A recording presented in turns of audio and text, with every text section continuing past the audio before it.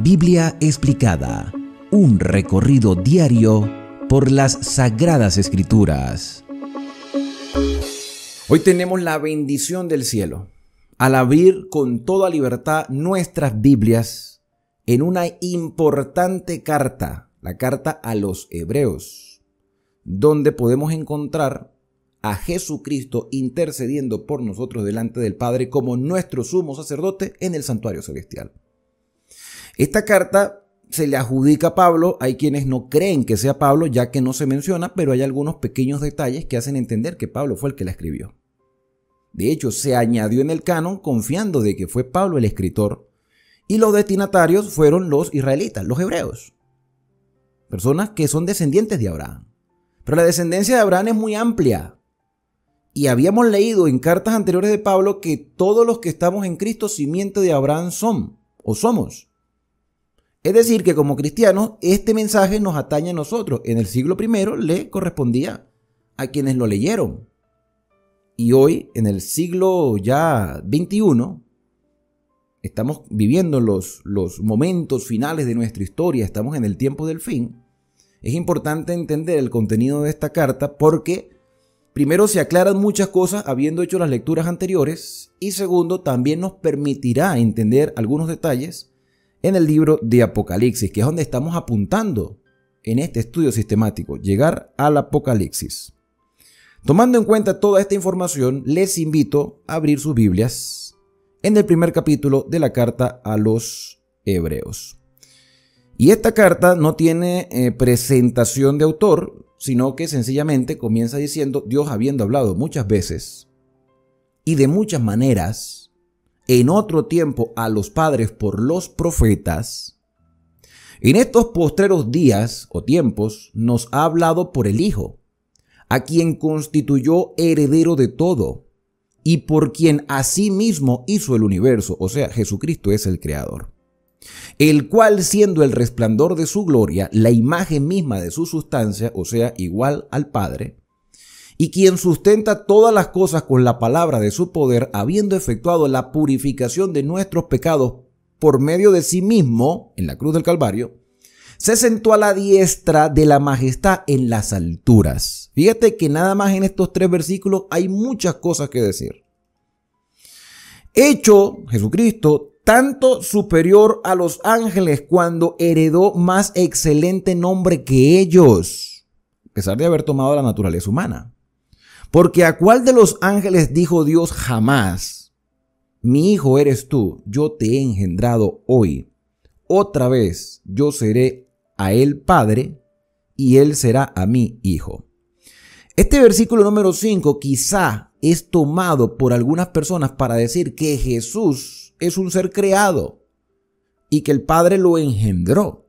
Pero estos son términos humanos para que el ser humano lo entienda. Cuando leímos la carta a los Colosenses, vimos que Jesucristo es el primogénito de la creación porque es el que tiene primacía sobre todas las cosas creadas, y es el primogénito de los muertos porque tiene la primacía y el poder sobre la muerte.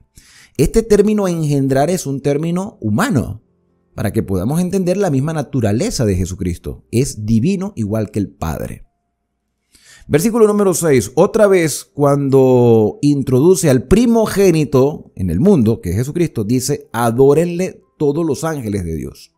Y si los ángeles iban a adorar al primogénito, que es Jesucristo, es porque merece la adoración al tener la misma naturaleza del Padre. Ciertamente de los ángeles dice: el que hace a sus ángeles espíritus y a sus ministros llamas de fuego. Mas del Hijo dice: tu trono, oh Dios, por el siglo del siglo, cetro de equidad es el cetro de tu reino. Has amado la justicia y aborrecido la maldad. Por lo cual te ungió Dios, el Dios tuyo, con óleo de alegría más que a tus compañeros. Y tú, oh Señor, en el principio fundaste la tierra, y los cielos son obras de tus manos. Ellos perecerán, mas tú permaneces. Seguimos hablando del Hijo. Y todos ellos se envejecen como a una vestidura. Y como un vestido lo envolverás y serán mudados, pero tú eres el mismo, tus años no acabarán. Pues ¿a cuál de los ángeles dijo Dios jamás: siéntate a mi diestra hasta que ponga tus enemigos por estrado de tus pies? Esto nos hace recordar también un salmo. ¿No son todos tus espíritus ministradores enviados para servicio a favor de los que serán herederos de la salvación? Y con esta pregunta termina el capítulo 1. Muchas cosas que decir en estos breves 14 versículos. Eso lo vamos a estudiar en el análisis del próximo video. De inmediato vamos al capítulo número 2. Dice, por tanto es necesario que con más diligencia atendamos a las cosas que hemos oído.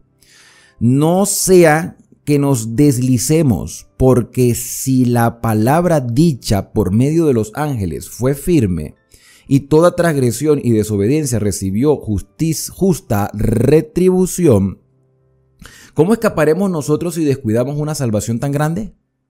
La cual, habiendo sido anunciada primeramente por el Señor, nos fue confiada por los que oyeron, confirmada por los que oyeron, testificando Dios juntamente con ellos, con señales y prodigios y diversos milagros, y repartimiento del Espíritu Santo según su voluntad.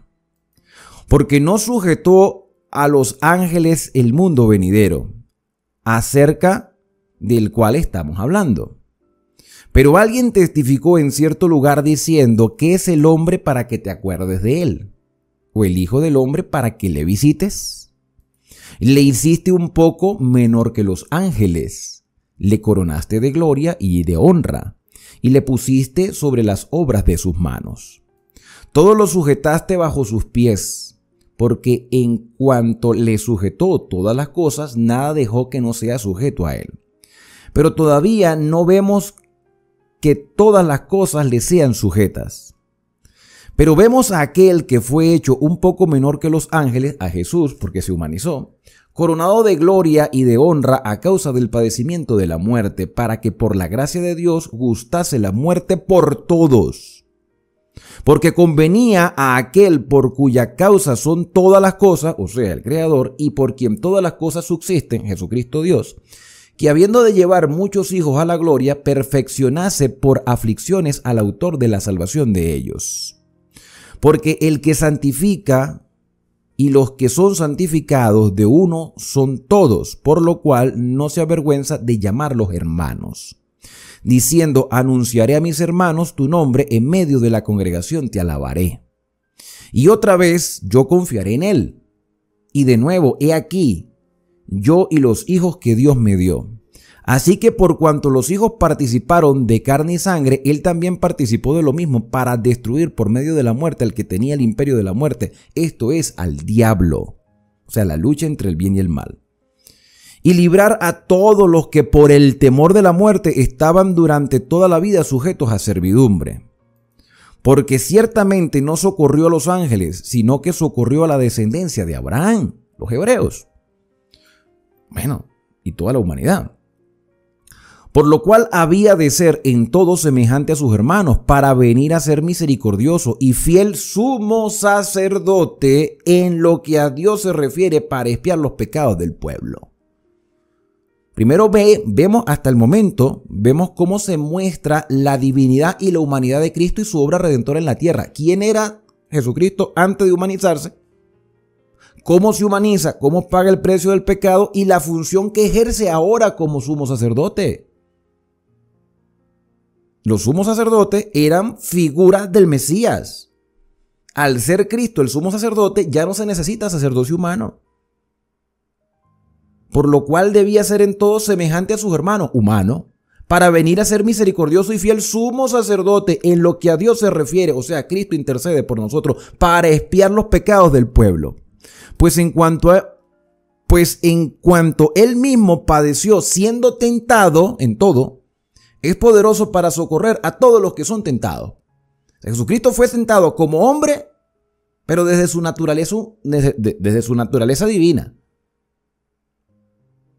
¿Cómo es eso? Fue tentado como hombre de su naturaleza divina. O sea, Satanás le dice a Jesucristo, si tú eres el Hijo de Dios, di que esas piedras se conviertan en pan. Es una tentación para Jesús, no para nosotros.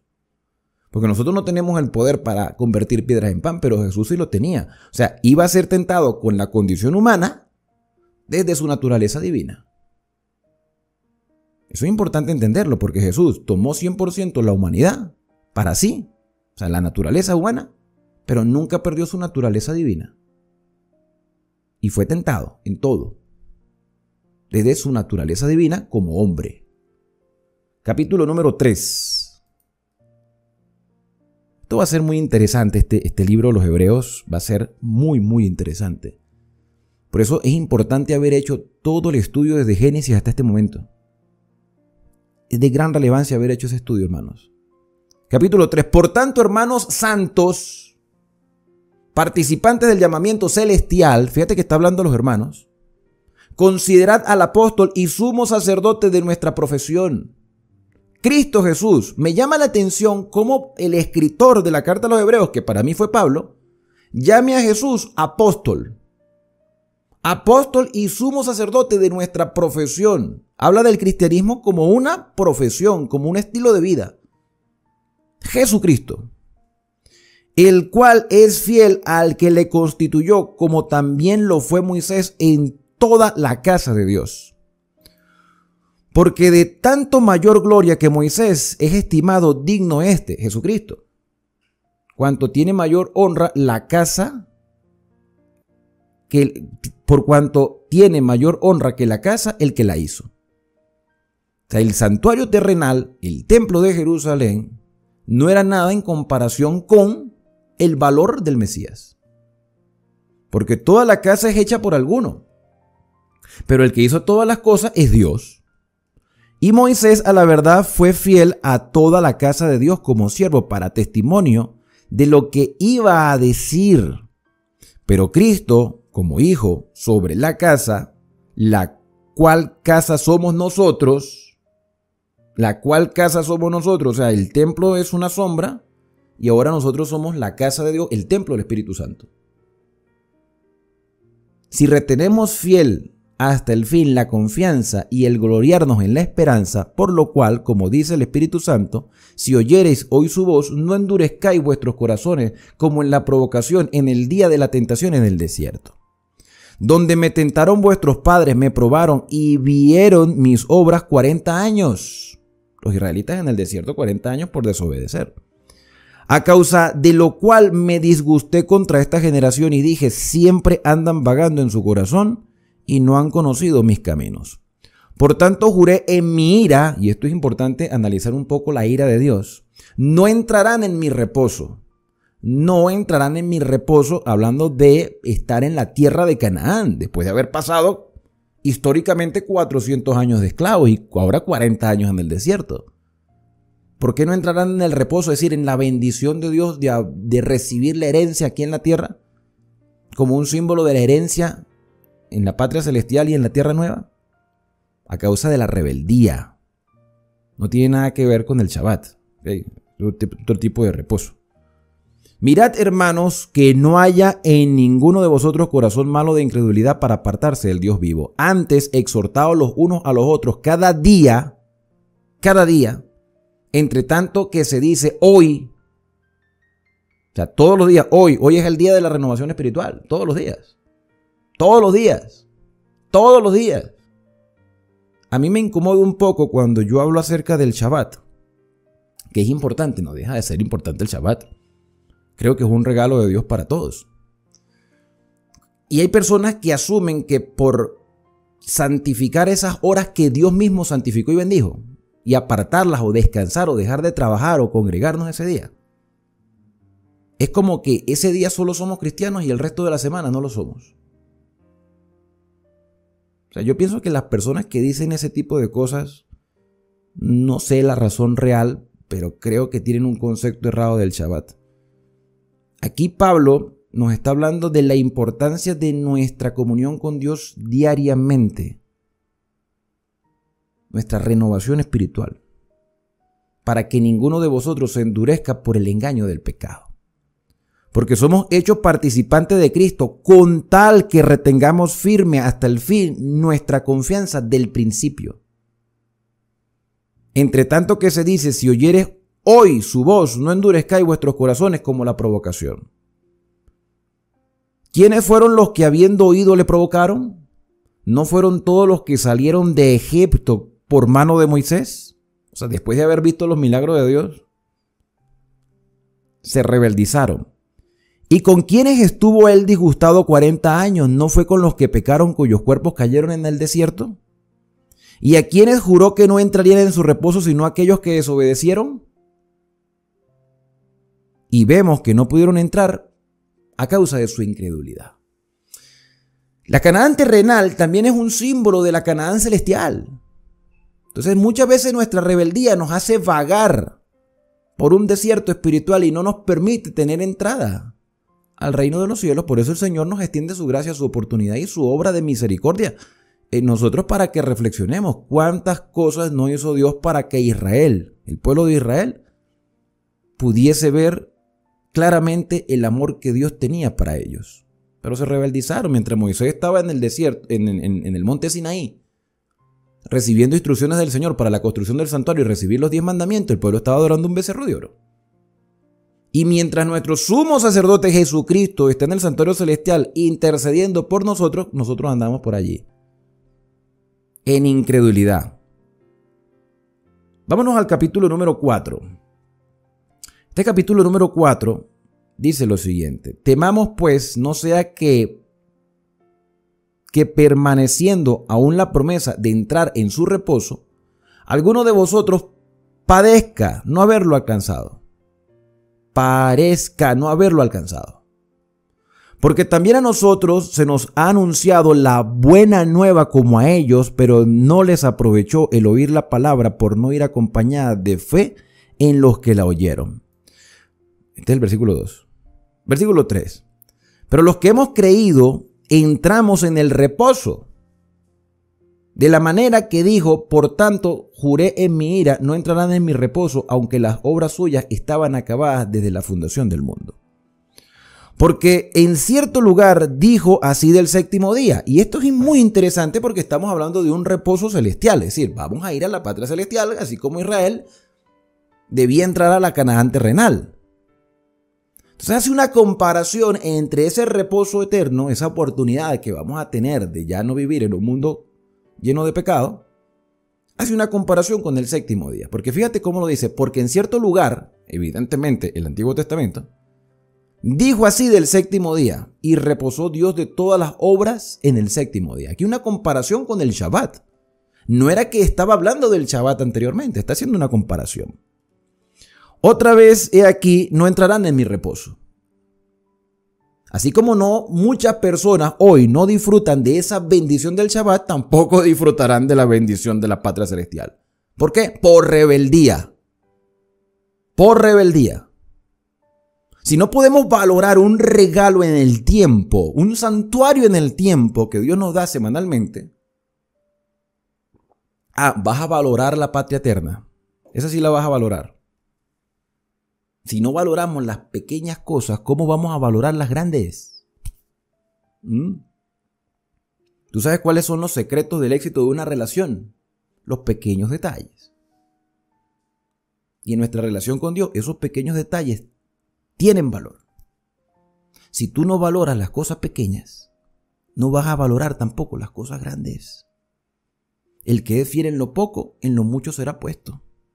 El que es infiel en lo poco, en lo mucho también lo será. Interesante ese detalle.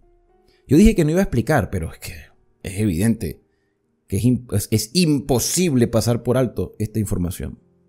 Versículo número 6. Por lo tanto, puesto que falta que algunos entren en él, o sea, que acepten la salvación por fe, y aquellos a quienes primero les anunció la buena nueva no entraron por causa de la desobediencia. Otra vez determina un día. Un día para aceptar la salvación, amigos míos.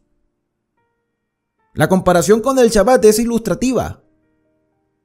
El día para aceptar la salvación, ¿cuándo es? Hoy. Diciendo después de tanto tiempo por medio de David, como se dijo, si oyeres hoy su voz, hoy, no endurezcáis vuestros corazones. Cuán importante es el hoy aquí, en esta carta. Porque mañana ni siquiera sabemos si vamos a estar aquí. Porque si Josué les hubiera dado el reposo de entrar a la tierra de Canaán, no hablaría después de otro día. Fíjate que se menciona a Josué. No fue Moisés el que introdujo a Israel en la Canaán terrenal. Fue Josué. Si Josué les hubiera dado el reposo, no hablaría después de otro día. Entonces, el reposo no era la Canaán terrenal, es la Canaán celestial. La Canaán terrenal es una sombra, como el santuario terrenal es una sombra del santuario celestial. Por tanto, queda un reposo para el pueblo de Dios. Porque el que ha entrado en su reposo también ha reposado de sus obras como Dios de las suyas. Así que valoremos el tiempo que Dios nos regala para que también valoremos el regalo que nos estará dando cuando Cristo venga. Procuremos pues entrar en aquel reposo para que ninguno caiga en semejante ejemplo de desobediencia. Porque la palabra de Dios es viva, hablando del Antiguo Testamento. ¿De qué palabra está hablando? Del Antiguo Testamento. La palabra de Dios es viva, eficaz y más cortante que toda espada de dos filos, y penetra hasta partir el alma y el espíritu, las coyunturas, los tuétanos, y discierne los pensamientos y las intenciones del corazón. No hay cosa creada que no sea manifiesta en su presencia. Antes bien, todas las cosas están desnudas, abiertas a los ojos de aquel a quien tenemos que dar cuenta. Por tanto, teniendo un gran sumo sacerdote que traspasó los cielos, Jesús, el Hijo de Dios, retengamos nuestra profesión. ¿Quién es nuestro sumo sacerdote? Cristo. ¿Debe haber sumo sacerdote en la tierra? Jamás habrá sumo sacerdote en la tierra. Jamás. Si no va a haber sumo sacerdote en la tierra, tampoco habrá templo en la tierra. Seamos nosotros el templo de Dios aquí en la tierra, porque en el cielo hay un santuario. Porque no tenemos un sumo sacerdote que no pueda compadecerse de nuestras debilidades, sino que uno que fue tentado en todo, como Dios, en humanidad, según nuestra semejanza, pero sin pecado. Acerquémonos pues confiadamente al trono de la gracia para alcanzar misericordia y hallar gracia para el oportuno socorro, y allí es donde se toma el título de este libro. Acerquémonos confiadamente al trono. A través de la obra de Cristo podemos acercarnos con toda libertad a la presencia del Padre, cosa que no se podía hacer a causa del pecado, o que no se puede hacer a causa del pecado. Pero a causa de la obra de Cristo y su obra de intercesión, justificación y santificación en nosotros, podemos acercarnos confiadamente al trono de la gracia, presentados justos aunque no lo seamos, pero aceptamos por fe la justicia de Cristo. Termina entonces el capítulo número 4, nos vamos de inmediato al capítulo número 5 porque el tiempo avanza. Y dice, porque todo sumo sacerdote, y haciendo la comparativa con los sacerdotes humanos, tomados de entre los hombres, constituidos a favor de los hombres en lo que a Dios se refiere, para que presente ofrendas y sacrificios por el pecado en el santuario terrenal, para que se muestre paciente con los ignorantes y extraviados, puesto que él también es rodeado de debilidad, no deja de ser humano. Los descendientes de Aarón, los levitas, eran seres humanos como tú y yo, como los pastores hoy en día son seres humanos, cometen errores, no son infalibles. Pero es que son representaciones imperfectas. El único perfecto es Cristo. Y por causa de ella debe ofrecer por los pecados también por sí mismo como también por el pueblo. Y nadie toma para sí esta honra sino el que es llamado por Dios, como lo fue Aarón. Y si vamos al caso, Aarón fue escogido por gracia. No olvidemos, porque ya pasamos por Éxodo, que fue Aarón el que hizo el becerro de oro. Y fue Aarón el que dijo, ay no, Moisés, yo no lo construí, eso salió solo. O sea que si por mérito Aarón no tenía razón para ser sumo sacerdote en Israel, pero fue sumo sacerdote por gracia, por misericordia, no por mérito. Porque si es por mérito, Aarón promovió la idolatría en Israel. Y para justificarse, mintió. Así que son símbolos imperfectos. Nadie toma para sí honra sino el que es llamado por Dios. Y Dios llamó a Aarón, no por sus méritos, sino por lo que Aarón podía llegar a ser a causa de la obra divina. Así tampoco Cristo se glorificó a sí mismo, haciéndose sumo sacerdote, sino que él dijo, tú eres mi hijo, yo te he engendrado hoy. Nuevamente, la palabra engendrar es un lenguaje humano, eso lo vamos a analizar cuando lleguemos allí. Pero Cristo se despoja a sí mismo y por su obra, por su vida sin pecado, el Padre le permite asumir un sumo sacerdocio espiritual. Un sumo sacerdocio en el reino de los cielos. Un intermediario entre Dios y el hombre, manteniendo la naturaleza humana. Versículo 6, como también dice en otro lugar, tú eres sacerdote para siempre según el orden de Melquisedec.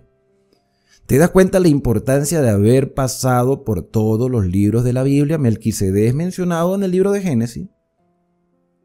¿Quién era Melquisedec? Eso lo vamos a descubrir cuando lleguemos a este capítulo. Y Cristo, en los días de su carne, en su humanidad, ofreciendo ruego y súplica con gran clamor y lágrimas, el cual podía librar de la muerte, fue oído a causa de su temor reverente. Y aunque era hijo, por lo que padeció, aprendió la obediencia. Y habiendo sido perfeccionado, vino a ser autor de eterna salvación para todos los que le obedecen. Y fue declarado por Dios sumo sacerdote según la orden de Melquisedec. ¿Y cuál es la orden de Melquisedec? Te espero cuando hagamos el análisis del capítulo 5. Acerca de esto tenemos mucho que decir, dijo el escritor de la carta, y difícil de explicar por cuanto os habéis hecho tardos para oír. O sea que aquí hay que dedicarle tiempo a esto. Porque debiendo ser ya maestros después de tanto tiempo, tenéis necesidad de que se os vuelva a enseñar cuáles son los primeros rudimentos de la palabra de Dios, y habéis llegado a ser tales que tenéis necesidad de leche y no de alimentos sólidos. Esto lo habíamos escuchado en otra carta también. Pablo quería dar alimento sólido, pero las personas no estaban preparadas. Por eso, mi querido hermano, si tú quieres comprender la voluntad de Dios, tienes que comenzar desde Génesis, desde el principio. No puedes ir a la universidad sin pasar por el bachillerato, ni llegar a bachillerato sin pasar por la primaria y por el preescolar. Necesitamos pasar nuestras etapas de crecimiento de la voluntad de Dios a través del estudio de la Biblia. Y todo aquel que participa de la leche es inexperto en la palabra de justicia porque es niño, pero el niño tiene que crecer, no se puede quedar niño toda la vida. Pero el alimento sólido es para los que han alcanzado madurez, para los que por el uso tienen los sentimientos ejercitados en el discernimiento del bien y del mal. No te está rebajando a ti como una persona que merece entenderlo, sino que, oye, pasa tus etapas. Pasa tus etapas, empieza con tu estudio, avanza poco a poco. Si perseveras en él, vas a alcanzar el pleno conocimiento que Dios te ha revelado, porque esto es para todos los seres humanos. Esto no importa ni la nacionalidad, ni la posición económica, ni siquiera si somos hombres o mujeres, si somos niños o viejos. Este mensaje alcanza a todos los seres humanos. Bueno, terminamos el capítulo 5, nos vamos al capítulo número 6.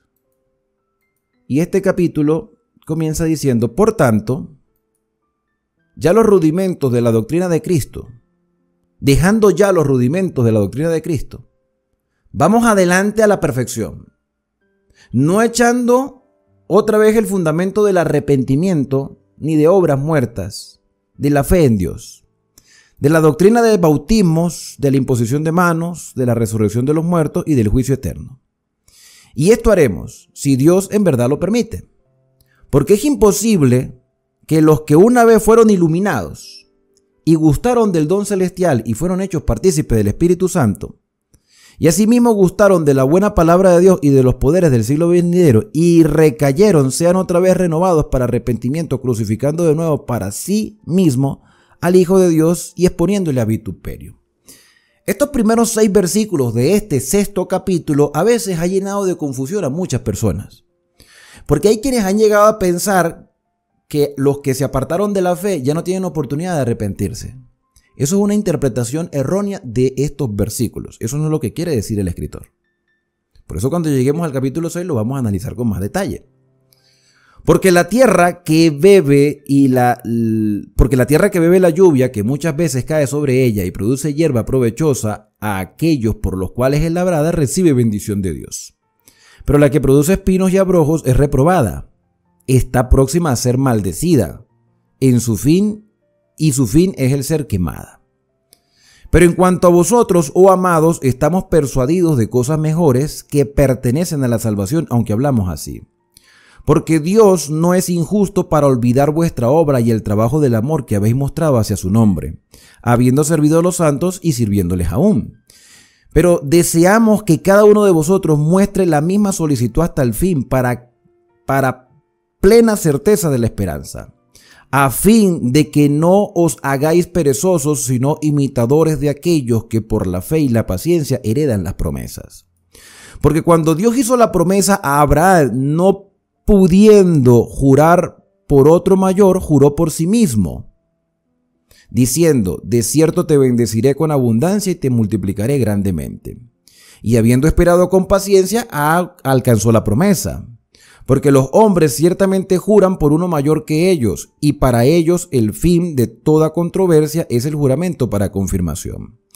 Por lo cual, queriendo Dios mostrar más abundantemente a los herederos de la promesa la inmutabilidad de su consejo, interpuso juramento, para que por dos cosas inmutables en las cuales es imposible que Dios mienta, tengamos un fortísimo consuelo los que hemos acudido para asirnos de la esperanza puesta delante de nosotros, la cual tenemos como segura y firme ancla del alma que penetra hasta dentro del velo.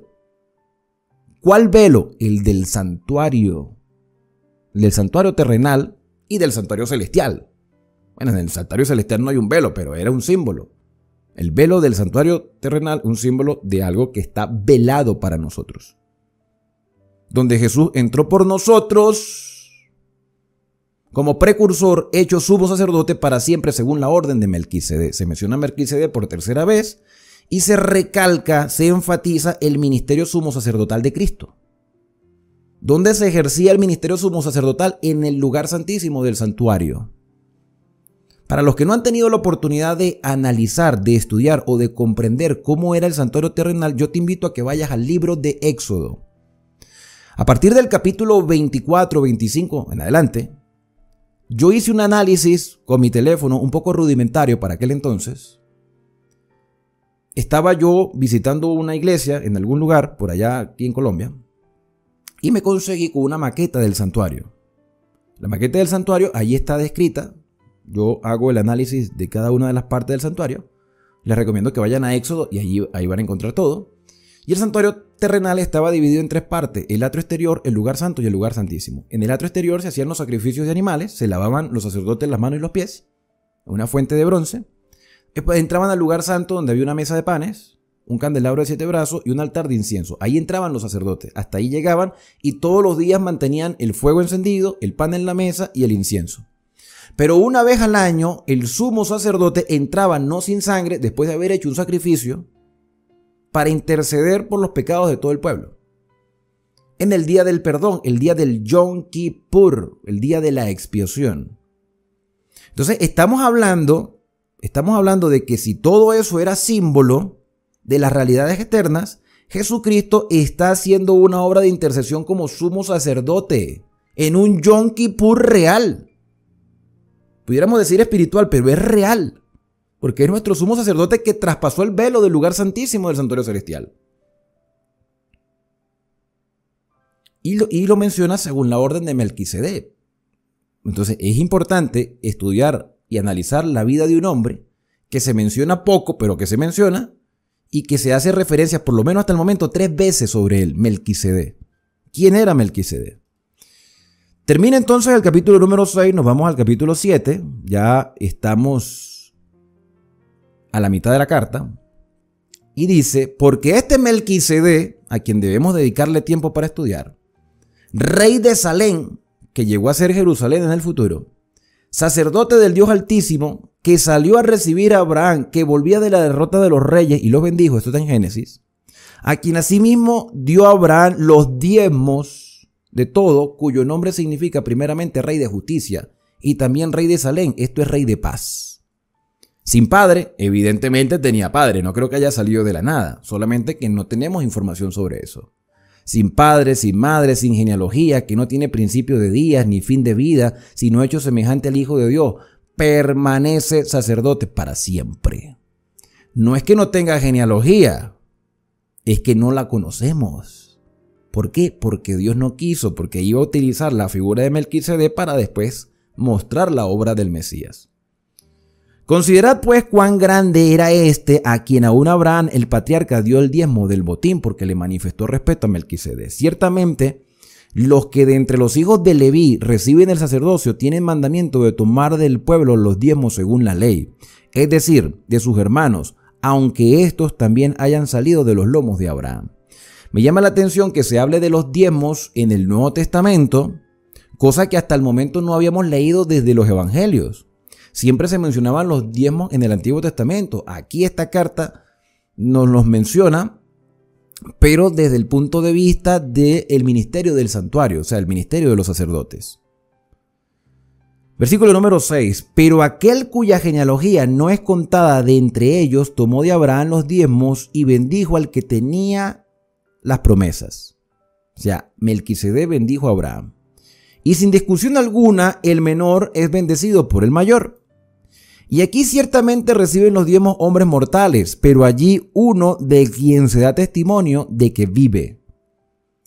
Y decirlo así, en Abraham pagó el diezmo también Leví, que recibe los diezmos, porque aún estaba en los lomos de su padre cuando Melquisedec le salió al encuentro. Sí, si pues la perfección fuera por el sacerdocio levítico, porque bajo él recibió el pueblo la ley, bajo el sacerdote, bajo los sacerdotes del santuario, ¿qué necesidad habría aún de que se levantase otro sacerdote según la orden de Melquisedec y no que fuese llamado según el orden de Aarón? Y esto es muy interesante porque una de las razones por el cual los judíos no aceptan a Jesús como el Mesías es que no pertenecía a la casta sacerdotal. Porque Mesías es ungido y a quienes se ungían eran a los sacerdotes. Entonces Pablo está diciendo, mira, Jesucristo no está relacionado con los levitas, sino se utiliza la imagen de Melquisedec como mostrando no tiene nada que ver con los levitas eran simplemente sombra de aquel. Era una ilustración, como Jesús no tiene nada que ver con los animales, o sea, en el sentido de que a Jesús se le llama el Cordero de Dios, el Cordero Pascual, el sacrificio expiatorio, pero Jesús no es descendiente de los animales. No necesitaba ser descendiente de los levitas tampoco, porque su sacerdocio es superior al de los levitas. Porque cambiando el sacerdocio, necesario es que haya también cambio de ley. Y es interesante esto, cambio de ley. ¿Cuál ley? Pues la de los sacerdotes. Y aquel de quien se dice esto es de otra tribu, de la cual nadie sirvió al altar. Porque manifiesto es que nuestro Señor vino de la tribu de Judá, de la cual nada habló Moisés tocante al sacerdocio, pero sí la realeza. Bueno, la realeza, después se mencionó a David que de su descendencia vendría el Mesías, pero en el tiempo de Moisés no. Y esto es aún más manifiesto si a semejanza de Melquisedec se levanta un sacerdote distinto, no constituido conforme a la ley del mandamiento acerca de la descendencia. Fíjate, la ley del mandamiento acerca de la descendencia. No está hablando acerca de la ley de los 10 mandamientos, de los 10 mandamientos escritos con el dedo de Dios. Son leyes diferentes. No constituido conforme a la ley del mandamiento acerca de la descendencia, sino según el poder de una vida indestructible. Pues se da testimonio de él, tú eres sacerdote para siempre según el orden de Melquisedec. Queda pues abrogado el mandamiento anterior. ¿Cuál mandamiento anterior? ¿Cuál? El de los sacerdocios. No tiene nada que ver con los mandamientos. Queda pues abrogado el mandamiento anterior a causa de su debilidad e ineficacia. Tomar este versículo fuera del contexto hace pensar que los mandamientos ya no son necesarios. Pero en el contexto vemos claramente que está hablando de los mandamientos de la descendencia arónica. Nada pues perfeccionó la ley de la descendencia y de la introducción de una mejor esperanza por la cual nos acercamos a Dios. Y esto no fue hecho sin juramento, porque los otros ciertamente sin juramento fueron hechos sacerdotes, pero este con el juramento del que le dijo, juró el Señor y no se arrepentirá, tú eres sacerdote para siempre según la orden de Melquisedec. Esto es repetitivo. El hecho de que lo repite, esto es importante. Por tanto, Jesús es hecho fiador de un mejor pacto. Pacto de sacerdocio.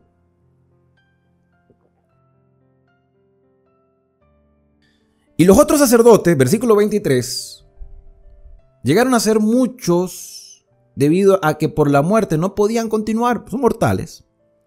Mas este, por cuanto permanece para siempre, tiene un sacerdocio inmutable. ¿Te das cuenta que todo radica en la obra del ministerio sacerdotal, por lo cual puede también salvar perpetuamente a los que por él se acercan a Dios, viviendo siempre para interceder por ellos, porque tal sumo sacerdote nos convenía, santo, inocente, sin mancha, apartado de los pecados, hecho más sublime que los cielos, que no tiene necesidad cada día como aquellos sumos sacerdotes de ofrecer primero sacrificios para su propio pecado, y luego por los del pueblo, porque esto lo hizo una vez para siempre, ofreciéndose a sí mismo. Porque la ley constituye muchos sacerdotes. No son los 10 mandamientos, mis queridos hermanos. Es la ley sacerdotal, descrita en el libro de Levítico. No tiene nada que ver con los 10 mandamientos escritos con el dedo de Dios. Esto me viene confirmando todo lo que hemos venido estudiando hasta el día de hoy. Porque la ley constituye sumos sacerdotes a débiles hombres, pero la palabra del juramento, posterior a la ley de los sacerdotes, al Hijo hecho perfecto para siempre. Se acabó el capítulo 7. Vamos al capítulo número 8, que creo que es la esencia principal de toda la carta.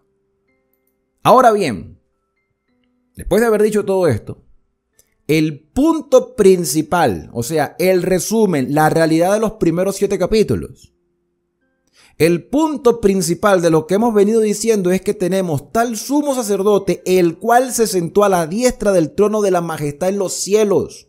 Pregunto, ¿hay santuario en el cielo? Según esto sí, porque si hay sacerdote hay santuario. Ministro del santuario, ahí está la evidencia, de aquel verdadero tabernáculo que levantó el Señor y no el hombre. Y si en el cielo hay un santuario, olvidémonos de templo en la tierra. No va a haber templo de Jerusalén en la tierra más nunca. Más nunca, hermano.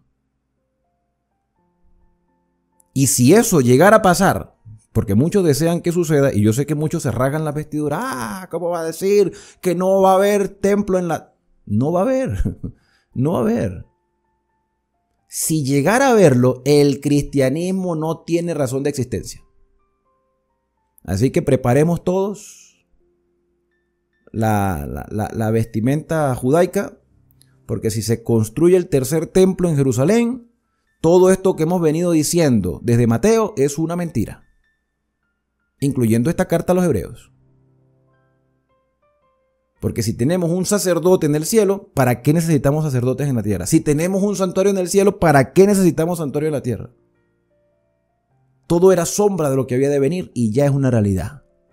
Se describe a Jesús como ministro del santuario, de aquel verdadero tabernáculo que levantó el Señor y no el hombre, porque todo sumo sacerdote en la tierra está constituido para presentar ofrenda y sacrificio, por lo cual es necesario que también el sacerdote, tenga algo que ofrecer, porque no dejaba de ser un ser humano.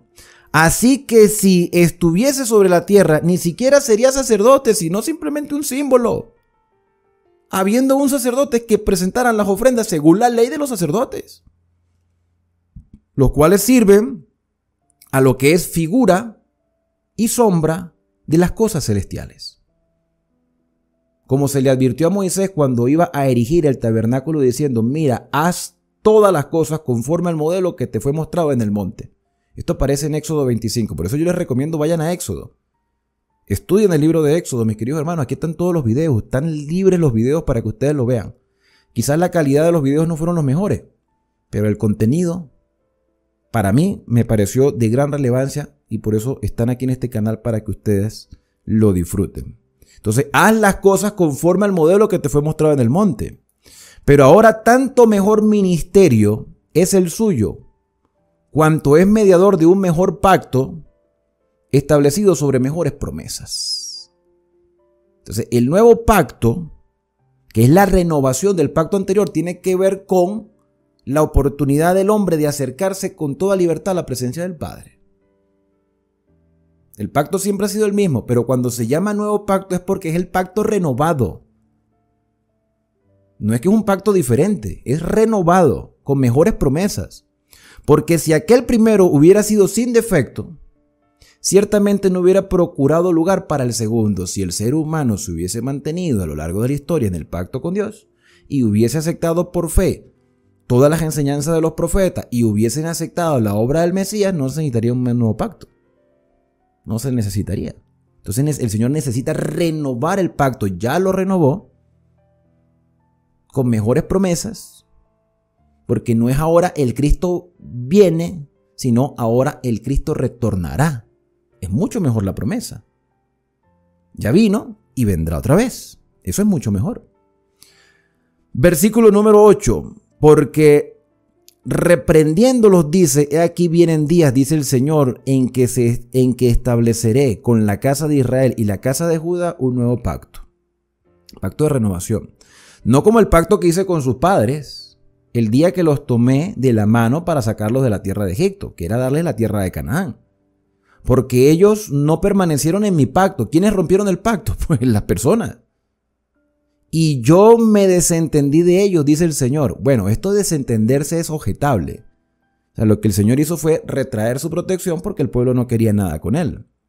Por lo cual, este es el pacto que haré con la casa de Israel. Después de aquellos días, dice el Señor, pondré mis leyes, ¿dónde? Mis leyes, las leyes de Dios, no las leyes sacerdotales.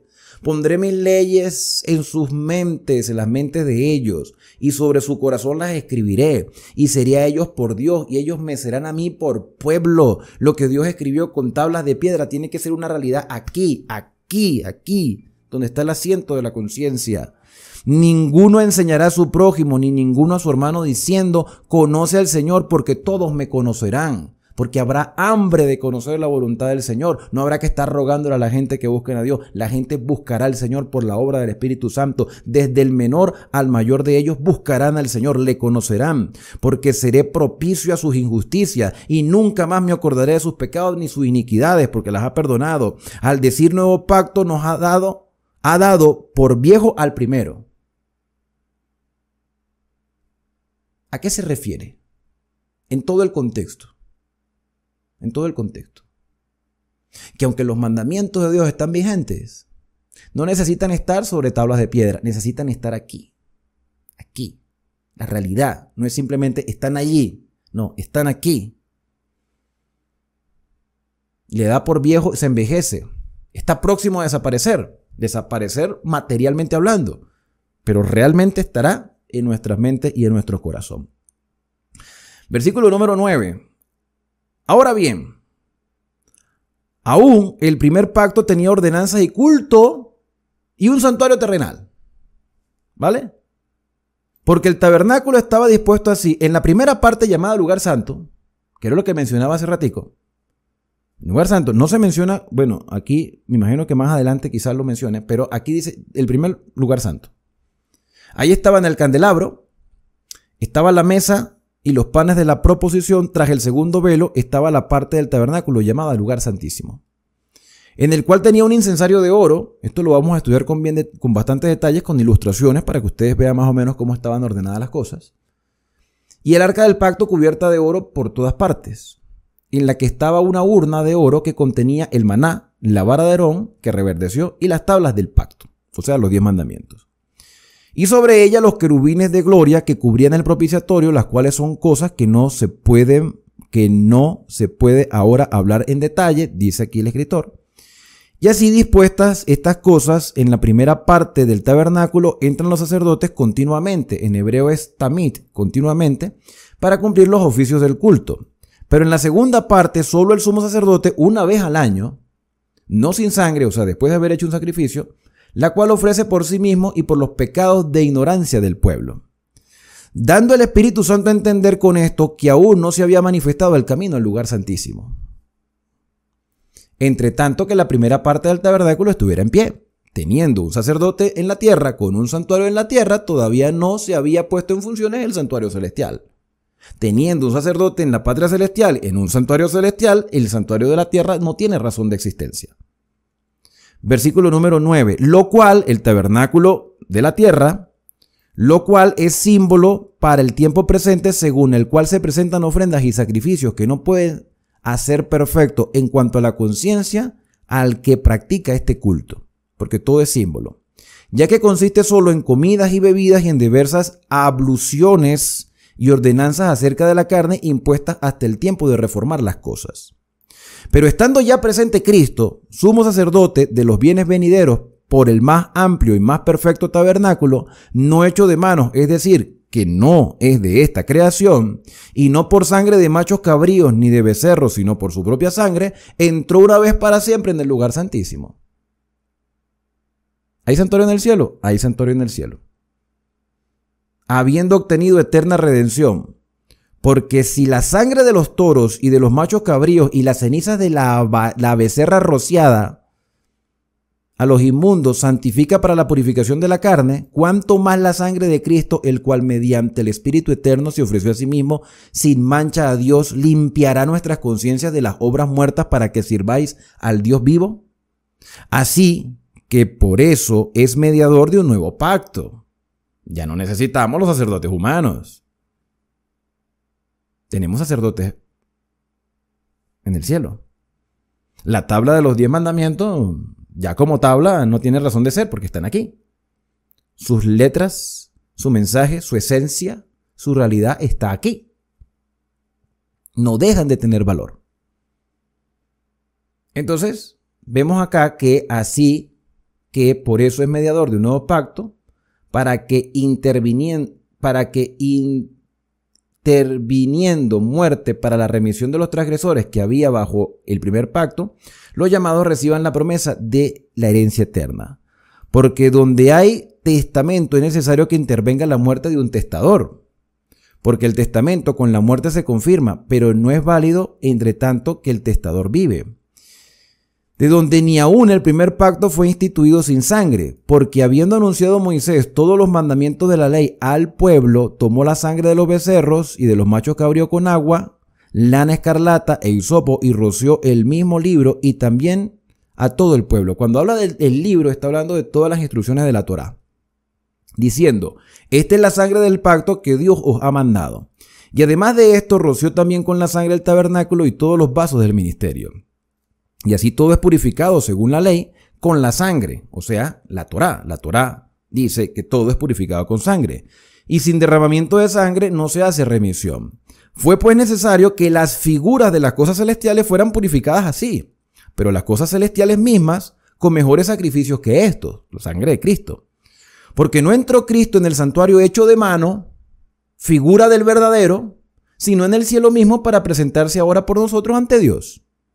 Y no para ofrecerse muchas veces como entra el sumo sacerdote en el lugar santísimo cada año con sangre ajena. De otra manera le hubiera sido necesario padecer muchas veces desde el principio del mundo.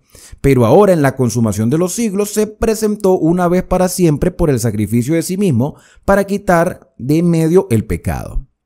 Y de la manera que está establecido para los hombres que mueran una sola vez después de esto el juicio, así también Cristo fue ofrecido una sola vez para llevar los pecados de muchos. Y aparecerá por segunda vez, su advenimiento, nuestra bendita y gloriosa esperanza, aparecerá por segunda vez sin relación con el pecado para salvar a todos los que le esperan. Yo no sé ustedes, pero a mí me ha parecido hasta el momento maravillosa esta carta. Me ha parecido excelente. Pudiéramos dejarla hasta allí, pero no, aún tenemos 4 capítulos más. ¿Estamos listos para continuar con el resto de capítulos? Vamos con el número 10. Porque la ley, fíjate, vamos pasando por 9 capítulos. Vamos viendo qué tipo de leyes se está haciendo referencia a los capítulos anteriores. Cuando uno agarra un versículo fuera del contexto, lo interpreta como bien le parece. Yo agarro el versículo 1 del capítulo de la ley. Teniendo la sombra lo viene venidero, no la imagen misma de las cosas, nunca puede por los mismos sacrificios que se ofrecen continuamente cada año hacer perfecto a los que se acercan. ¿A qué ley se está refiriendo? A las leyes de los sacrificios, la ley del santuario, la ley del sacerdocio. Está hablando de los 10 mandamientos. No está hablando de los 10 mandamientos. No está hablando de eso. Porque la ley, teniendo la sombra de los bienes venideros, no la imagen misma de las cosas, nunca puede, por los mismos sacrificios que se ofrecen continuamente cada año, hacer perfectos a los que se acercan. De otra manera cesarían de ofrecerse. Pues los que tributan este culto limpios una vez, no tendrán ya más conciencia de pecado. O sea, la razón por la cual se mataba tantos corderos diarios, mensual, anual, eran porque es sacrificios imperfectos y sombras de una realidad que estaba por venir y ya vino, que lamentablemente muchos han rechazado. Pero en estos sacrificios cada año se hace memoria de los pecados. Y esto me da un indicativo de que la muerte de Cristo nos perdona al punto de que ya ni siquiera nosotros deberíamos recordar las cosas que hicimos en el pasado. ¿Por qué sacarlas de la luz? O sea, sacarlas a la luz de nuevo cuando Dios ya nos perdonó. Pero cada año había que recordar los pecados con los sacrificios y recordar, oye, en el año yo hice todo esto. Pero en estos sacrificios cada año se hace memoria del pecado, porque la sangre de los toros y de los machos cabríos no pueden quitar los pecados. Por lo cual, entrando en el mundo dice, sacrificio y ofrenda no quisiste, mas me preparaste cuerpo, holocaustos y expiaciones por el pecado no te agradaron. Entonces dije, he aquí que vengo, oh Dios, para hacer tu voluntad, como en el rollo del libro está escrito de mí, o sea, en la Torá. Diciendo primero, sacrificio y ofrenda y holocaustos y expiaciones por el pecado no quisiste ni te agradaron, las cuales cosas se ofrecieron según la ley de los sacerdotes y de los sacrificios. Para entender un poco mejor esta ley de los sacerdotes y de los sacrificios, yo te recomendaría que hicieras un repaso por el libro de Levítico. Aquí también en el canal lo explicamos.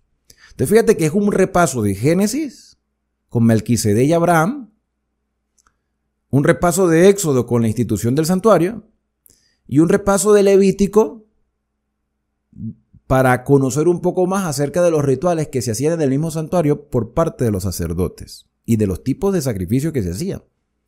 Por eso es imposible entender esta carta sin haber pasado por esos libros. Versículo 9, y diciendo, he aquí que vengo, oh Dios, para hacer tu voluntad. Quítalo primero para establecer esto último. O sea, quita los sacrificios de los animales.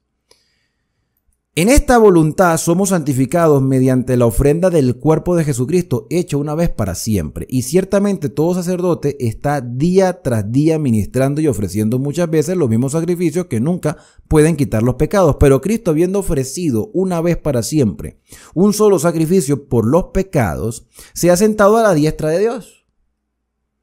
He aquí, de aquí en adelante, esperando hasta que sus enemigos sean puestos por estrado de sus pies. Porque con una sola ofrenda hizo perfecto para siempre a los santificados, y nos atestigua lo mismo el Espíritu Santo, porque después de haber dicho, este es el pacto que haré con ellos después de aquellos días, dice el Señor, pondré mis leyes en sus corazones, y en sus mentes las escribiré. No está diciendo que la ley no es importante, sino que ahora no estará en tablas de piedra. Aquí evidentemente se está refiriendo a los mandamientos, pero esos mandamientos tienen que estar aquí, en la razón y en el sentimiento, en lo que yo vivo todos los días. Añade, nunca más me acordaré de los pecados y de sus transgresiones, pues donde no hay remisión de estos, no hay más ofrenda por el pecado. Así que, hermanos, teniendo libertad para entrar en el lugar santísimo por la sangre de Jesucristo, por el camino nuevo y vivo que Él nos abrió a través del velo, esto es en su carne, y teniendo un gran sumo sacerdote sobre la casa de Dios, acerquémonos con corazón sincero, en plena servidumbre de fe, purificados los corazones de mala conciencia y lavados los cuerpos con agua pura. Mantengamos firmes sin fluctuar la profesión de nuestra esperanza, porque fiel es el que prometió.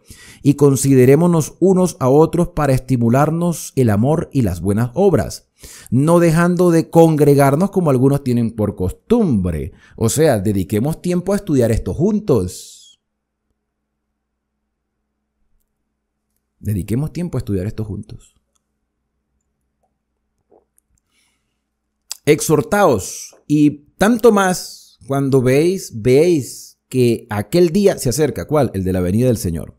Porque si pecamos voluntariamente después de haber recibido el conocimiento de la verdad, ya no queda más sacrificio por el pecado.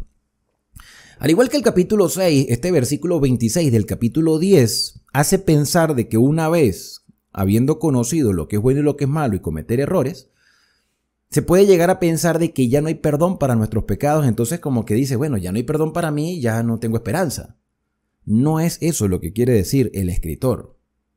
Cuando dice, si pecamos voluntariamente después de haber recibido el conocimiento de la verdad, quiere decir, no es que tú cometes un error después de haber entregado a Cristo, sino que la rebeldía se vuelve una realidad en nuestra vida y que ya no te interesa cambiar tu estilo de vida, entonces el Señor no puede interceder por ti si tú no quieres experimentar un cambio. ¿Cómo puede interceder Dios por alguien que no quiere experimentar un cambio o un mejoramiento? No queda más sacrificio por el pecado, sino una horrenda expectación de juicio. De todos modos, eso lo vamos a analizar en detalle cuando lleguemos a este capítulo. Sino una horrenda expectación de juicio y de hervor de fuego que ha de devorar a los adversarios. El que viola la ley de Moisés por testimonio de 2 o 3 testigos muere irremisiblemente. Nótese que dice la ley de Moisés porque fue Moisés quien la escribió, pero a la final fue revelación de Dios. No dice los 10 mandamientos, porque en los 10 mandamientos en ninguna parte dice que por 2 o 3 testigos morirá una persona. Esto lo dice ya la explicación de la Torá. Por eso no confundamos cuando hablamos de ley, no lo confundamos con los 10 mandamientos. ¿Cuánto mayor castigo pensáis que merecerá el que pisotea al Hijo de Dios y tuviera por inmunda la sangre del pacto en la cual fue santificado e hiciere afrenta al Espíritu de gracia? Pues conocemos al que dijo, mía es la venganza, yo daré el pago, dice el Señor otra vez. Dice otra vez, el Señor juzgará a su pueblo. Horrenda cosa es caer en manos del Dios vivo. Esto dependiendo, ¿no? Porque nosotros estamos en los brazos del Señor y horrendo no es. Cuando hablamos de horrenda cosa es caer en la mano del Dios vivo, es para la ejecución del juicio. O sea, cuando uno en su rebeldía hace las cosas de su manera y Dios tiene que ejecutar un juicio contra nosotros. Pero traed a la memoria los días pasados en los cuales después de haber sido iluminados, sostuvisteis gran combate de padecimiento. Aquí hay un llamado al arrepentimiento. Por una parte, ciertamente con vituperios y tribulaciones fuisteis hecho espectáculos, y por otra llegasteis a 6 compañeros que estaban en una situación semejante. Porque de los presos también os compadecisteis, y el despojo de vuestros bienes sufristeis con gozo, sabiendo que tenéis en vosotros una mejor y perdurable herencia en los cielos. No perdáis pues vuestra confianza, que tiene gran galardón, porque os es necesaria la paciencia para que, habiendo hecha la voluntad de Dios, obtengáis la promesa. Porque un poquito y el que ha de venir vendrá, no tardará, hablando nuevamente de la segunda venida, mas el justo vivirá por la fe. Un tema que ya hablamos en la carta a los Romanos y también vimos en un libro del Antiguo Testamento. El justo por su fe vivirá. Y si retrocediere, no agradará a mi alma. Pero nosotros no somos de los que retroceden para perdición, sino de los que tienen fe para preservación del alma. Capítulo 11, conocido también como el capítulo de la fe y de los héroes de la fe. Es pues la fe, la certeza de lo que se espera, la convicción de lo que no se ve. Porque por ella, por la fe, alcanzaron buen testimonio los antiguos. Por la fe entendemos haber sido constituido el universo por la palabra de Dios. De modo que lo que se ve fue hecho de lo que no se veía. Por la fe, Abel ofreció a Dios más excelente sacrificio que Caín. Vamos de nuevo al Génesis. Por el cual alcanzó testimonio de que era justo, dando Dios testimonio de sus ofrendas, y muerto aún habla de ella. Por la fe, Enoc fue traspuesto para no ver muerte, y no fallado porque lo traspuso Dios, y antes que fuese traspuesto dio testimonio, o tuvo testimonio, de haber agradado a Dios. Pero sin fe es imposible agradar a Dios, porque es necesario que el que se acerca a Dios crea que le hay, o sea, crea que existe, y que es galardonador de los que le buscan. Por la fe Noé, cuando fue advertido por Dios acerca de las cosas que estaban por venir, con temor preparó el arca en que su casa se salvase. Y por esa fe condenó al mundo y fue hecho heredero de la justicia que viene por la fe. O sea, que la fe siempre ha existido desde el principio. Mira, aquí vemos a Abel, Enoc y Noé. Por la fe Abraham, siendo llamado, obedeció para salir al lugar que había de recibir como herencia y salió sin saber a dónde iba. Por la fe habitó como extranjero en la tierra prometida, como en tierra ajena, morando en tiendas con Isaac y Jacob, coherederos de la misma promesa, porque esperaba la ciudad que tiene fundamento, cuyo arquitecto y constructor es Dios. Por la fe también la misma Sara, siendo estéril, recibió fuerza para concebir y dio a luz, aún fuera del tiempo de edad, porque creyó que era fiel quien lo había prometido. Por lo cual también de uno y ese ya casi muerto salieron como las estrellas del cielo en multitud y como la arena innumerable que está en la orilla del mar. Conforme a la fe murieron todos estos sin haber recibido lo prometido, sino mirándolo de lejos y creyendo y saludándolo y confesando que eran extranjeros y peregrinos sobre la tierra. Porque lo que esto dicen ciertamente dan a entender que buscan una patria mejor. Pues si hubieran estado pensando en aquella de donde salieron, ciertamente tendrían tiempo para volver. Pero anhelaban una mejor, una que es celestial, por lo cual Dios no se avergüenza de llamarse Dios de ellos, porque les ha preparado una ciudad. Por la fe Abraham, cuando fue probado, ofreció a Isaac, y el que había recibido las promesas ofrecía a su primogénito, habiéndole dicho: en Isaac te será llamada descendencia, pensando que Dios es poderoso para levantar aún de entre los muertos, de donde, en sentido figurado, también le volvió a recibir.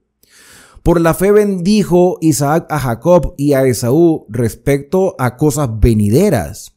Por la fe Jacob, al morir, bendijo a cada uno de los hijos de José y adoró apoyado sobre el extremo de su bordón.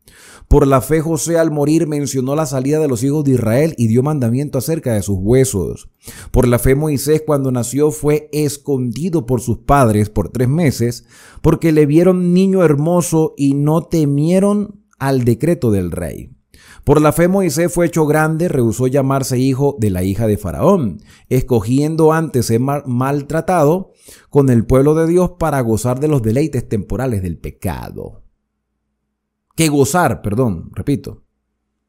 Escogiendo antes ser maltratados con el pueblo de Dios que gozar de los deleites temporales del pecado. Teniendo por mayores riquezas el vituperio de Cristo que los tesoros de los egipcios, porque tenía puesta la mirada en el galardón. Por la fe dejó a Egipto, no temiendo la ira del rey, porque se sostuvo como viendo al invisible. Por la fe celebró la Pascua y la aspersión de la sangre, para que el que destruía a los primogénitos no los tocase a ellos. Por la fe pasaron el mar Rojo como por tierra seca, e intentando los egipcios hacer lo mismo, fueron ahogados. Por la fe cayeron los muros de Jericó después de rodearlos 7 días. Ya esto es el libro de Josué.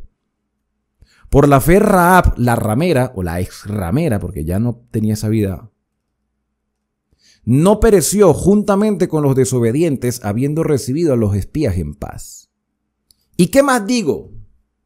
Porque el tiempo me faltaría contando de Gedeón, de Barak, o sea, ya el libro de los jueces, Gedeón, Barak, Sansón, Jefté, de David, así como de Samuel y de los profetas. O sea, Hebreo es un recorrido prácticamente por todo el Antiguo Testamento.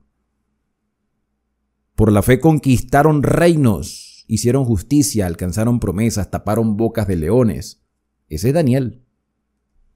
Apagaron fuegos impetuosos, evitaron filo de espada, sacaron fuerza de debilidad. Se hicieron fuertes en batalla, pusieron en fuga ejércitos extranjeros. Las mujeres recibieron sus muertos mediante resurrección. Oye, esto de las mujeres recibieron sus muertos mediante resurrección. Hubo personas que resucitaron en el Antiguo Testamento. Y en el Nuevo también.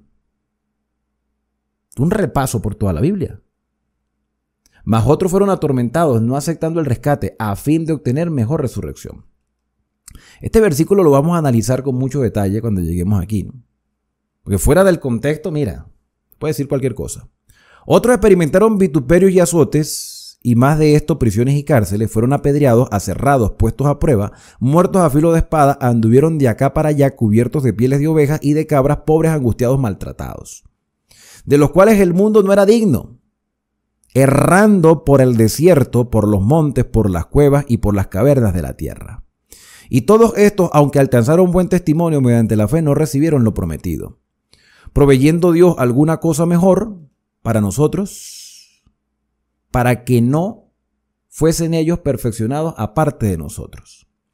Este quizás sea el capítulo más extenso. Entramos entonces a los últimos 2 capítulos, llegamos al 12, que dice: por tanto nosotros también, teniendo en derredor nuestro tan grande nube de testigos, despojémonos de todo peso y del pecado que nos asedia y corramos con paciencia la carrera que tenemos por delante. Puesto los ojos en Jesús, el autor y consumador de la fe, el cual por el gozo puesto delante de él sufrió la cruz, menospreciando el oprobio, y se sentó a la diestra del trono de Dios. Considerad a aquel que sufrió tal contradicción de pecadores contra sí mismo, para que vuestro ánimo no se canse hasta desmayar, porque aún no habéis resistido hasta la sangre, combatiendo contra el pecado. Y habéis ya olvidado la exhortación que como a hijos se os dirige diciendo: Hijo mío, no menosprecies la disciplina del Señor, ni desmayes cuando eres sorprendido por él, porque el Señor al que ama disciplina y azota a todo el que recibe por hijo. Si soportáis la disciplina, Dios os trata como a hijos, porque ¿qué hijo es aquel a quien el Padre no disciplina? O sea, Dios permite que por medio de las adversidades, de ahí también toma sentido el segundo título de este libro. No abandonemos a Jesús cuando el camino se hace difícil. ¿Cuántos de nosotros no hemos pasado por momentos de adversidad y el Señor moldeando nuestro carácter? ¿Qué hijo es aquel a quien el Padre no disciplina? Pero si os deja sin disciplina, de la cual todos han sido partícipes, entonces sois bastardos y no hijos. Bueno, le interesa, haga lo que quiera. Por otra parte, tuvimos a nuestros padres terrenales que nos disciplinaban y los venerábamos. ¿Por qué no obedecemos? ¿Por qué no obedeceremos mucho mejor al Padre de los Espíritus y viviremos? Oye, qué interesantes declaraciones, ¿verdad que sí? Porque nosotros a veces queremos que Dios se adapte a nuestros gustos. No, el Señor nos ha dado libertad para que hagamos lo que quiera. Bueno, tú haz lo que quieras, pero sufre las consecuencias. Y aquellos ciertamente por pocos días nos disciplinaron como a ellos les parecía, pero para lo que nos es provechoso, para que participemos de su santidad. Es verdad que ninguna disciplina al presente parece ser causa de gozo, sino de tristeza, pero después da fruto apacible de justicia a los que en ella han sido ejercitados.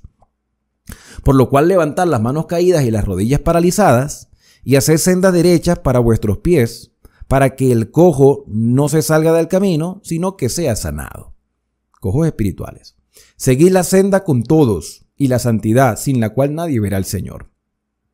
Mirad bien, no sea que alguno deje de alcanzar la gracia de Dios, que brotando alguna raíz de amargura os estorbe, y por ella muchos sean contaminados. No sea que haya algún fornicario profano, como Esaú, que por una sola comida vendió su primogenitura, o sea, por las cosas temporales. Porque ya sabéis que aún después, deseando heredar la bendición, fue desechado y no hubo oportunidad para el arrepentimiento, aunque la procuró con lágrimas. Porque no os habéis acercado al monte que se podía palpar y que ardía en fuego, a la oscuridad y a las tinieblas y a la tempestad. Imagínate que Israel no podía acercarse a la presencia del Señor en el monte Sinaí. No podía, pero ahora sí podemos a través de los méritos de Cristo, por la obra transformadora del Espíritu Santo. Al sonido de la trompeta y a la voz que hablaba, la cual los que oyeron rogaron que no se les hablase más. Esto es Éxodo. Porque no podían soportar lo que se ordenaba, ni aún una bestia tocar el monte. Si aún una bestia tocara el monte, sería apedreada o pasada por dardo. Y tan terrible era lo que se veía que Moisés dijo: estoy espantado y temblando. Sino que os habéis acercado al monte de Sión, a la ciudad del Dios vivo, Jerusalén, la celestial, por cierto, ahí dice, ¿no? A la compañía de muchos millares de ángeles, a la congregación de los primogénitos que están escritos en los cielos, a Dios el juez de todos, a los espíritus de los justos hechos perfectos, a Jesús el mediador del nuevo pacto, y a la sangre rociada que habla mejor que la de Abel. Mirad que no desechéis al que habla, porque si no escaparon aquellos que desecharon al que los amonestaba en la tierra, mucho menos nosotros si desechamos al que amonesta desde los cielos. La voz del cual conmovió entonces la tierra, pero ahora ha prometido diciendo: aún una vez, y conmoveré no solamente la tierra, sino también el cielo. Y esta frase, aún una vez, indica la remoción de las cosas movibles, como las cosas hechas, para que queden inconmovibles. Así que recibiendo nosotros un reino inconmovible, tengamos gratitud y mediante ella sirvamos a Dios, agradándole con temor y reverencia, porque nuestro Dios es fuego consumidor. Yo dije en otras oportunidades que cuando se habla del fuego en la Biblia, en realidad hace referencia a Dios. A Satanás le gusta que lo relacionen con el fuego. No. Satanás va a tener que pasar por el fuego para ser consumido igual que todos aquellos que han mantenido una rebeldía. Pero el fuego se relaciona con Dios. Dios es fuego consumidor. También es fuego purificador, porque los 3 jóvenes hebreos lo lanzaron en el horno de fuego y no les pasó nada, porque el Señor los protegía. Bueno, llegamos al último capítulo, después de esta hora y 15 minutos. Dice, permanezca el amor fraternal. De lo final. No os olvidéis de la hospitalidad, la vida práctica, porque por ella algunos sin saberlo hospedaron ángeles como Abraham. Acordaos de los presos, los hermanos y amigos que están privados de libertad. Según la orden de esta carta debemos acordarnos de ustedes. Acordaos de los presos como si estuvierais presos juntamente con ellos, y de los maltratados como también vosotros mismos estáis en el cuerpo. Honroso sea en todos el matrimonio y el lecho sin mancilla, pero a los fornicarios y a los adúlteros los juzgará Dios. Sean vuestras costumbres sin avaricia, contentos con lo que tenéis ahora, porque Él dijo, no te desampararé ni te dejaré. De manera que podemos decir confiadamente, el Señor es mi ayudador, no temeré de lo que pueda hacerme el hombre. Acordaos de vuestros pastores, que os hablaron la palabra de Dios. Considerad cuál haya sido el resultado de su conducta, e imitad su fe. Considerad cuál ha sido el resultado de su conducta. Jesucristo es el mismo ayer, y hoy, y por los siglos. No os dejéis llevar por doctrinas diversas. Me hace acordar cuando Pablo le dijo a Tito, mira, la sana doctrina. ¿Cuál es la sana doctrina? La que escrita está. Y la que concuerda con el resto de las enseñanzas. ¿Okay? No debe haber contradicción entre las enseñanzas. Porque buena cosa es afirmar el corazón con gracia, no con viandas, que nunca aprovecharon a los que se ocupan en ellas. Tenemos un altar del cual no tienen mucho derecho de comer los que sirven al tabernáculo. Porque los cuerpos de aquellos animales cuya sangre a causa del pecado es introducida en el santuario por el sumo sacerdote, son quemadas fuera del campamento. Por lo cual también Jesús, para santificar al pueblo mediante su propia sangre, padeció fuera de la puerta. Salgamos pues a él fuera del campamento llevando su vituperio, porque no tenemos aquí ciudad permanente, sino que buscamos la porvenir, la celestial. Así que ofrezcamos siempre a Dios por medio de él, sacrificio de alabanza, es decir, fruto de labios que confiesan su nombre, y de hacer bien y de ayuda mutua no os olvidéis, porque de tales sacrificios se agrada el Señor, o sea, del beneficio a los demás. Obedecer a vuestros pastores y sujetaos a ellos. Y esto va igual a la enseñanza de sujetaos a vuestros gobernantes. Mientras nuestros dirigentes eclesiásticos no vayan en contra de la voluntad del Señor, obedecer a vuestros pastores. Ahora, si son aquellos dirigentes eclesiásticos los que nos están motivando a echar por tierra los mandamientos de Dios, porque eso no era para nosotros, sino para los judíos, yo consideraría que es necesario obedecer a Dios antes que a los hombres. Obedecer a vuestros pastores, los verdaderos pastores. Sujetados a ellos, porque ellos velan por vuestras almas. Ese debería ser el deber. Como quienes han de dar cuenta, para que lo hagan con alegría y no quejándose, porque esto no os es provechoso. Orad por nosotros, dice el escritor, como lo hacía Pablo. Para mí el escritor es Pablo. Dice, pero ¿cuál sería la referencia para saber si Pablo es el escritor de esta carta? Vamos a terminarla para que la vean. Orad por nosotros, pues confiamos en que tenemos buena conciencia, deseando conducirnos bien en todo. Mas os ruego que lo hagáis así, para que yo os sea restituido más pronto. Restituido. Mas os ruego que los hagáis así para que cuando yo os sea restituido más pronto, y el Dios de paz que resucitó de los muertos a nuestro Señor Jesucristo, el gran pastor de las ovejas, por la sangre del nuevo pacto, os haga aptos en toda buena obra, para que hagáis su voluntad, haciendo Él en vosotros lo que es agradable delante de Él por medio de Jesucristo, el cual sea la gloria por los siglos de los siglos. Amén. Y voy a decir, aquí terminó la carta. Mira, La manera como termina la carta, la manera como se saluda, como se despide, es muy similar a las cartas de Pablo. Muy similar. Fíjate que habla en primera persona del plural. Oren por nosotros. Os ruego, hermanos hebreos, que soportéis la palabra de exhortación, pues os he escrito brevemente. En primera persona, os he escrito. Sabed que está en libertad nuestro hermano Timoteo.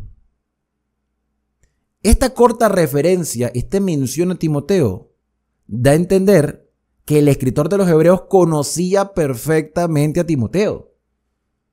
Tenemos 2 cartas que se escribieron a Timoteo. ¿Quién las escribió? Pablo. ¿Dónde más se menciona Timoteo? En la carta a Filemón. También se menciona en el libro de Hechos de los Apóstoles. Esta corta referencia, la manera de despedida y de hablar de Cristo como el centro del mensaje, todo indica que el escritor es Pablo.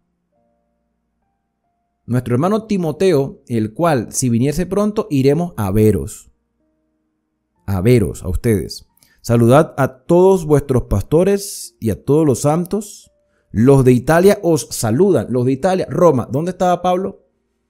Cuando lo llevaron preso, en Roma. Los de Italia, Roma, os saludan. La gracia sea con vosotros. Amén. Mire, y tiene lógica, porque tú le escribes una carta a los hermanos de Israel, de Jerusalén, de los hermanos hebreos. Oye, están en el extranjero. Hermanos, aquí les envío esta carta. La gracia sea para todos vosotros. ¿Y quién mejor que los hebreos para conocer la obra que se hacía en el santuario? ¿Cuánto tiempo nos demoramos leyendo esta carta? Una carta extensa, con unos breves comentarios que vamos a ampliar más adelante. 1 hora y 20 minutos. 1 hora y media con toda la transmisión. 1 hora y media bien aprovechada. 1 hora y media que nos motiva a querer seguir aprendiendo. Dedicaremos muchas más horas al estudio de esta carta a los hebreos, donde el tema principal es el ministerio de Cristo en el santuario celestial. No hay sacerdotes humanos. Hay un sumo sacerdote en los cielos que está sentado a la diestra del trono de la majestad, ministro del santuario de aquel tabernáculo que levantó el Señor y no el hombre. Jesucristo nos da acceso a la presencia del Padre para que con toda confianza volvamos a los brazos de nuestro Señor, que nos ha redimido del pecado y de la maldad, que nos santifica, para que vivamos por fe, con la bendita esperanza de ver al Señor venir en las nubes de los cielos. Este libro, hermanos, reaviva nuestra fe y nos hace vivir con esperanza hasta ese día glorioso que Cristo venga. Por eso mi más grande deseo para ti en este día es que Dios te bendiga y te guarde, que haga resplandecer Dios su rostro sobre ti y que tenga de ti misericordia. Que el Señor alce sobre ti su rostro y ponga en ti paz. La invitación es para que me puedas acompañar en el análisis del capítulo correspondiente para cada día en las próximas 2 semanas. Las 2 semanas continuas. En el próximo video analizaremos el capítulo número 1. Maranata, el Señor viene.